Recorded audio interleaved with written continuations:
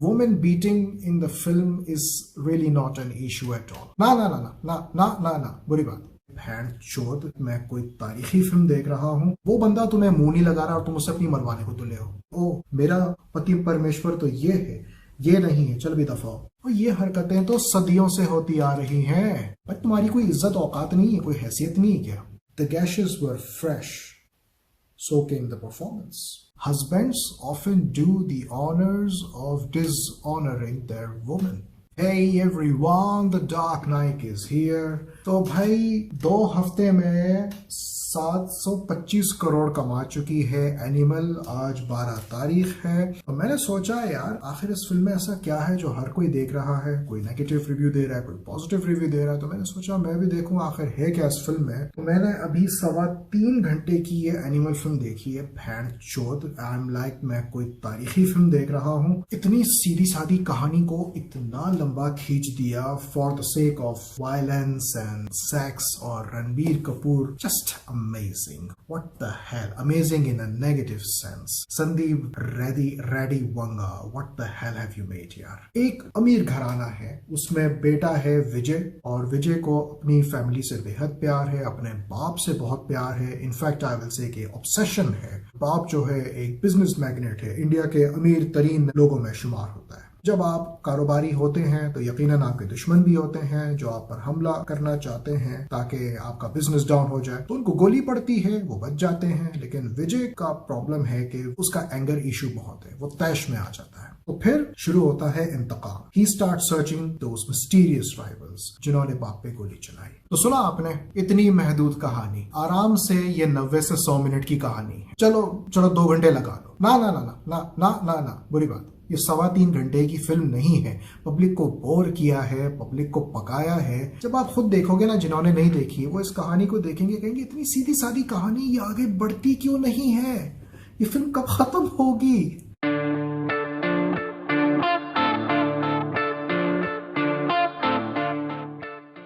अगर संदीप रेड्डी वंगा ने इस फिल्म को इतना लंबा खींचना था तो बेहतर था कि वो उसको वेब सीरीज बना देते या 2 पार्ट्स में इसको तकसीम कर देते, जैसे गैंग्स ऑफ वासेपुर को किया था। और ऊपर से Animal is extremely unrealistic with larger than life action sequences for the sake of entertainment purposes, glamourising such a rich spoiled brat and his anger issues. समझ में नहीं आता बॉलीवुड फिल्मों में मेन हीरो या जो लीडिंग एक्टर है उसकी सब लोग उठा क्यों रहे होते हैं। वाई, क्यों ऐसा है कि जो लीडिंग एक्टर होता है या जो हीरो होता है उसके जो दोस्तों का ग्रुप होता है या जो उसके बेस्ट फ्रेंड होता है वो खामखाई उसकी क्यों इतनी उठा रहे होते हैं। वाई, वो बंदा तुम्हें मुंह नहीं लगा रहा और तुम उसे अपनी मरवाने को तुले हो। भाई तुम्हारी कोई इज्जत औकात नहीं है, कोई हैसियत नहीं है क्या?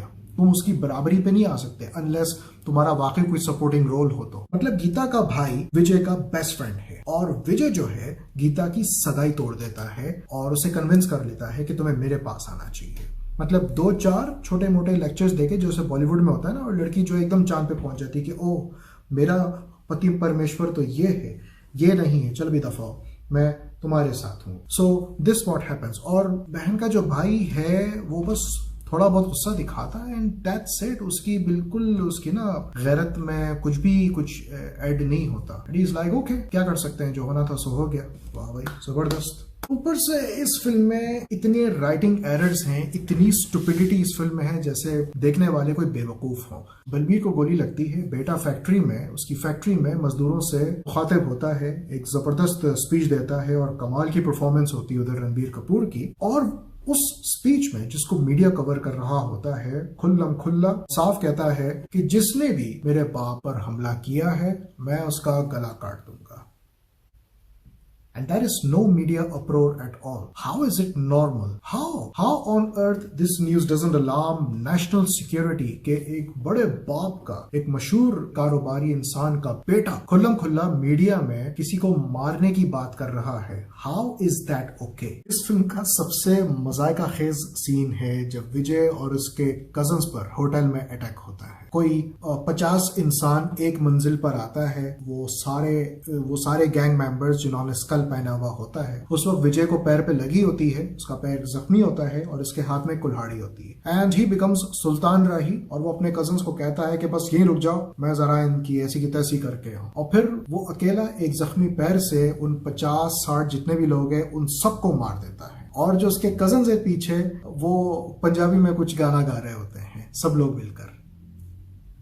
I don't know what they were trying to prove, what Sandeep Reddy Vanga was trying to prove. मुझे तो Daredevil याद आ गया था, and you just cannot copy Daredevil like that. Seriously, that is a sin. इस हमले को जो supervise करता है वो बंदा कहता है कि भाई तू जो भी है मैं तेरा नाम नहीं जानता। वो रणबीर से मुखातिब होता है। रणबीर उस वक्त जो है आर्म्स डीलिंग कर रहा होता है, अटैक उस वक्त हो चुका होता है। खैर, इस अटैक के बाद जब विजय उस बंदे को मारने वाला होता है तो वो उसको कहता है कि तू मेरा नाम जानना चाहता था, तो अब मैं तुझे अपना नाम बताता हूं। सवाल यह पैदा होता है कि जब उसने कहा था कि मुझे तेरा नाम नहीं पता, तुमने तो उसकी वो बात सुनी नहीं थी, तुम तो उधर कमरे में आर्म्स डीलिंग कर रहे थे, तो तुझे कैसे पता उसने क्या कहा था। पिछले 2 हफ्तों से एनिमल सख्त तनकीद के निशाने पर है कि इस फिल्म में मिसोजिनी को प्रमोट किया गया है, मिसोजिनी को इनकरेज किया गया है।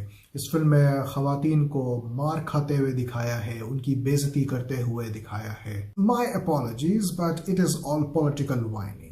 To be very honest, woman beating in the film is really not an issue at all. Balbir अपनी बीवी को चुप करा रहा है, जोया के गर्दन पे निशान होते हैं, अबरार अपनी बीवी को थप्पड़ मारता है, विजय जोया को अपने जूते चाटने को कहता है। These are not issues। और ये हरकतें तो सदियों से होती आ रही हैं।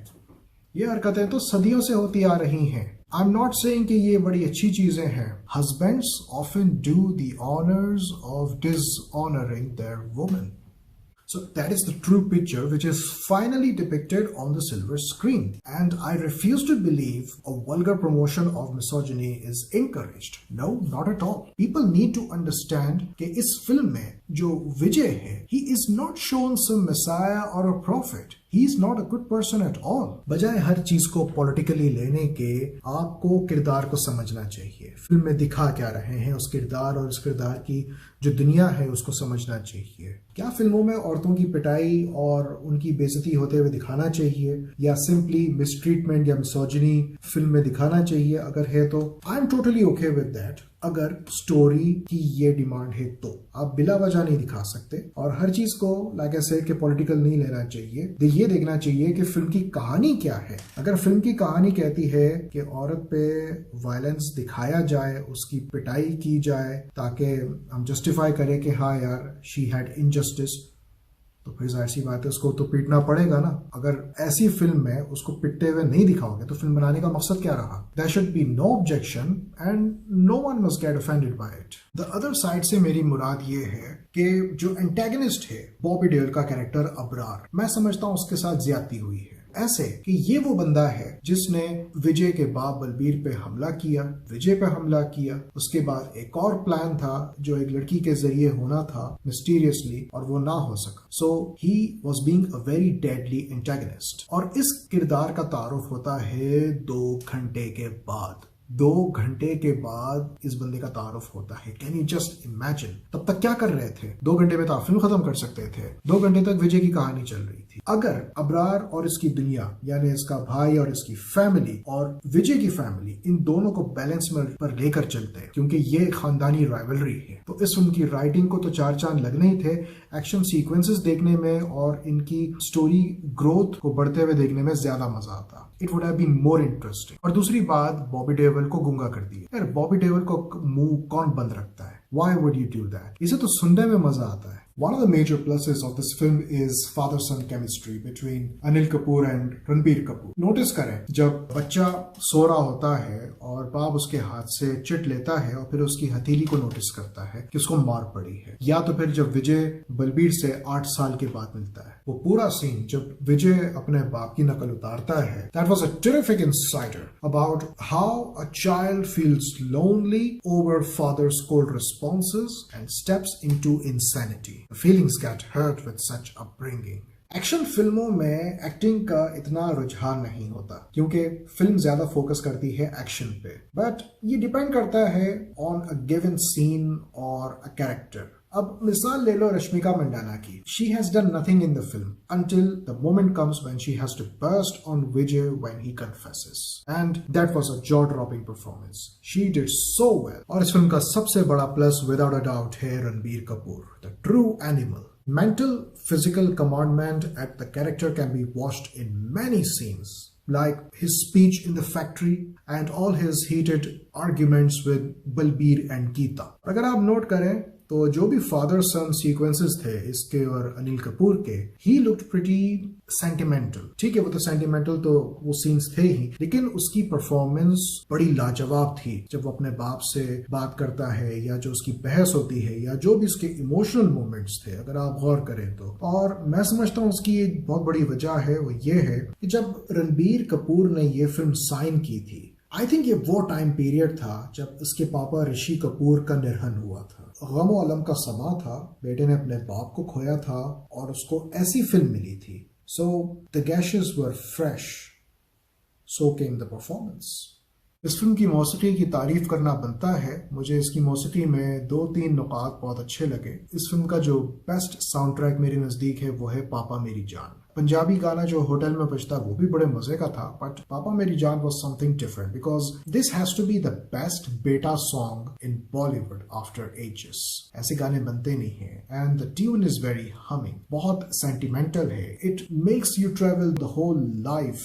आप बिल्कुल पीछे चले जाते हो ये म्यूजिक सुन के. विजय और अबरार के फिल्म में जो एंट्री हुई, उस एंट्री के बेहतरीन होने की वजह थी म्यूजिक. विजय की एंट्री पर A.R. रहमान के रोजा के ट्रैक्स की रेंडिशन हुई और बड़ी जबरदस्त रेंडिशन हुई. आई डोंट नो किसने किया, लेकिन सुनने में बड़ा मजा आया. अच्छा लग रहा था देख के कि रणबीर ने वो लंबे लंबे बाल जैसे लोग 90s में रखते थे और वो मून वॉकिंग कर रहा है और वो डांस कर रहा है रोजा के रेंडिशन पे. It was amazing. और फिर उसके बाद अबरार की एंट्री पर जो इस वक्त दुनिया में धूम मची हुई है, ये ईरानियन फोक सॉन्ग बजा है जमल जमालो. That was very innovative. No one was expecting. It was very unthinkable कि जब वो गाना बजा और बॉबी देओल जब नाच रहा होता है in some very unusual style, it was very fresh. And I appreciate कि बाहर के मुल्क का कोई फोक सॉन्ग इन्होंने बजाया जो कि उस